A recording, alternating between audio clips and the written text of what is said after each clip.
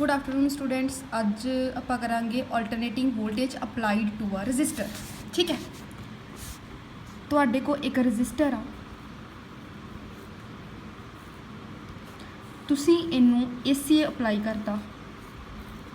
ठीक है, रजिस्टर की वैल्यू R, AC जिहड़ा अपलाई किया वो वैल्यू होएगी V is equal to V0 sine omega T। Alternating voltage apply कर दी जिहदे करके उहदे विचों अल्टरनेटिंग करंट फ्लो करेगा I।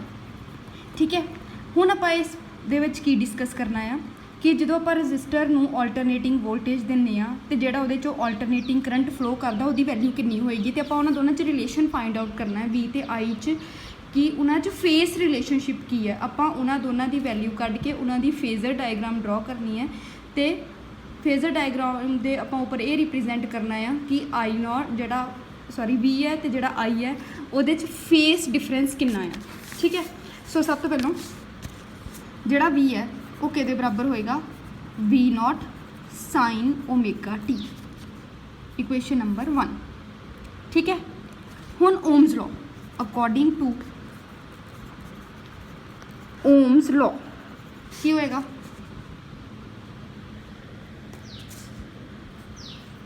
V is equal to IR। So इथों I कितना आ गया, V अपॉन R। यूजिंग 1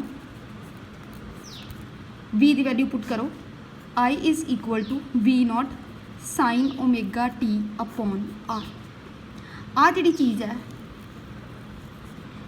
ये बन गई तुहाडे को I0।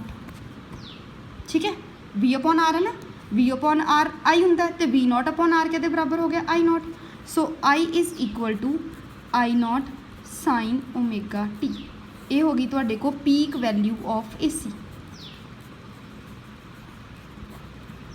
ठीक है, हुण इत्थे देखो, इत्थे भी साइन ओमेगा T है, इत्थे भी साइन ओमेगा T है, दोनों का एंगल सेम, मतलब दोनों च कोई भी फेस डिफरेंस नहीं हैगा, मतलब फेस डिफरेंस इज़ 0।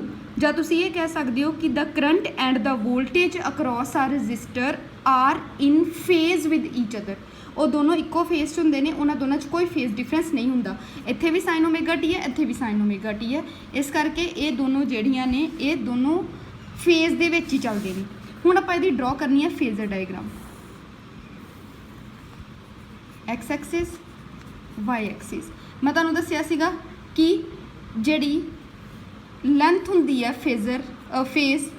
फेजर दी, ठीक है, वो किहदे बराबर हुंदी है, पीक वैल्यू के बराबर हुंदी है। ठीक है, आ मान लो पी वैल्यू होगी V0 दी, कितना एंगल बना रही है, ओमेगा T।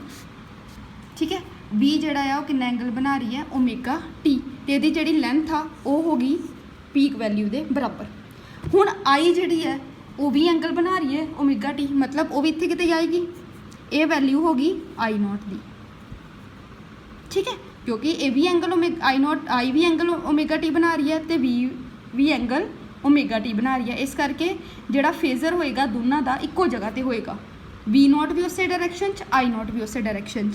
आ वाली वैल्यू आ गई तुहाडे को I0 साइन ओमेगा T, तो आ वाली वैल्यू आ गई तुहाडे कोल V0 साइन ओमेगा T। ठीक है, सो ये होगी फेजर डायग्राम, जो तो की रिप्रजेंट करते हैं आप कि V ते I सेम डायरैक्शन च ने, इन्हां दे विच कोई भी फेस डिफरेंस नहीं हैगा। ठीक है, हुण आपां की करना है, next topic is power dissipated in register. ठीक है, कि कितनी पावर जिहड़ी आ कंज्यूम हुंदी आ जदों आपां एक रजिस्टर नूं की लगाने आ अल्टरनेटिंग वोल्टेज अपलाई करते। ठीक है, सो वो लिए आप फिर इतने आवांगे कि है तुहाडे को given V is equal to V0 sine omega T।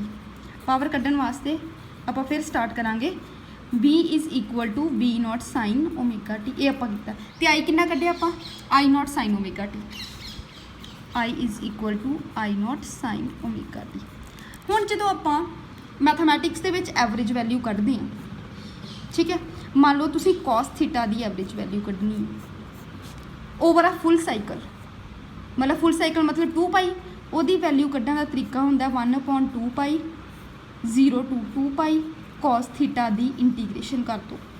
ये हुंदा है एवरेज कड्ढण दा फॉर्मूला। हुण आपां इत्थे एवरेज कड्ढनी है पावर दी, ठीक है। ਉਹਦਾ ਕੀ ਫਾਰਮੂਲਾ ਹੁੰਦਾ ਹੈ ਓਵਰ ਅ ਕੰਪਲੀਟ ਸਾਈਕਲ मतलब 0 ਤੋਂ ਲੈ ਕੇ t ਤੱਕ। ਤੇ ਪਾਵਰ ਦੀ ਤੁਸੀਂ ਡਿਫਰੈਂਸ਼ੀਏਸ਼ਨ ਕਰੋਗੇ ਤੇ ਬਾਹਰ ਵੀ ਕਿੰਨਾ ਆਏਗਾ 1/t। ਠੀਕ ਹੈ, ਤੁਹਾਨੂੰ ਇਥੋਂ ਕਲੀਅਰ ਹੋ ਜਾਏਗਾ ਕਿ ਐਵਰੇਜ ਕੱਢਣ ਦੀ ਜੇ ਆਪਾਂ ਐਵਰੇਜ ਪਾਵਰ ਕੱਢਣੀ ਹੈ ਤਾਂ ਆਪਾਂ ਕੀ ਕਰਾਂਗੇ, ਪਾਵਰ ਦੀ ਇੰਟੀਗ੍ਰੇਸ਼ਨ ਕਰਾਂਗੇ ਓਵਰ ਆ ਫੁੱਲ cycle divided ਬਾय t।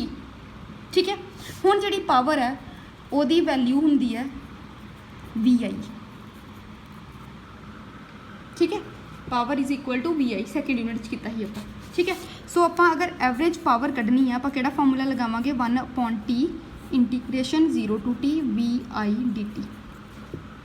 Clear, so इनू करो solve. 1/t 0 to t v की वैल्यू पुट कर दो v0 sin omega t, i की वैल्यू पुट कर दो i0 sin omega t dt।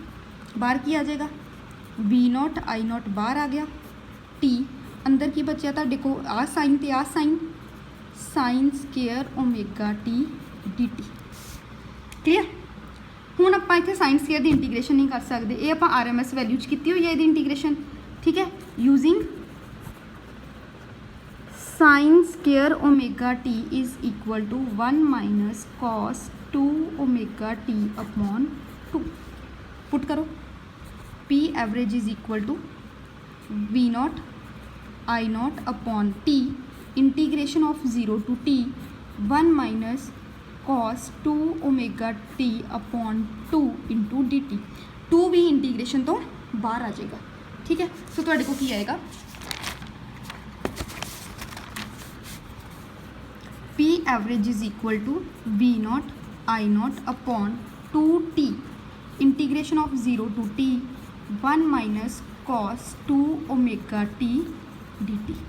Clear, हुण जिहड़ी है करो इहदी इंटीग्रेशन किद्दां करांगे आपां। P average is equal to v0 i0 upon 2t 1 दी t cos दी साइन t नाल की लगा 2 omega divided by 2 omega 0 to t। ठीक है, हुण लिमिट्स पुट करन तो पहलों put omega is equal to 2 pi upon T. ठीक है, सो की आ गया तुहाडे को P average is equal to v0 i0 upon 2t t minus sine 2 into 2 pi upon capital T small t divided by 2 into 2 pi upon t 0 तो लैके t तक। ठीक है, हुण इहदियां अपर लिमिट्स ते लोअर लिमिट्स पुट कर दो v0 i0 upon 2t T की जगह तो पहले कैपिटल टी पुट करो minus sine 2 into 2 4 pi upon capital T small T की जगह तो भी कैपिटल टी नीचे 4 pi upon T minus 0 plus sine 0। ठीक है, टी नाल टी कैंसल, साइन 4 पाई भी 0 होंदा, साइन 0 भी 0 होंदा। सो तुहाडे को आ गया P average is equal to की आएगा v0 i0 upon 2t t बाकी सारिया टर्म्स 0 हो जाएंगी। फिर हुण t नाल t भी कैंसल। ठीक है, सो की आएगा अगे 2। हुण मैं इहनूं अलग अलग करन लगी हाँ, किस तरह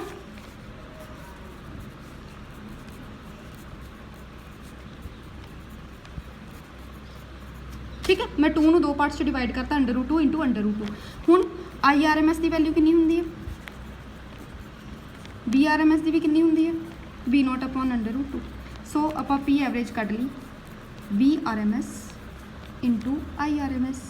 सो this is the power dissipated when a alternating voltage is applied across a resistor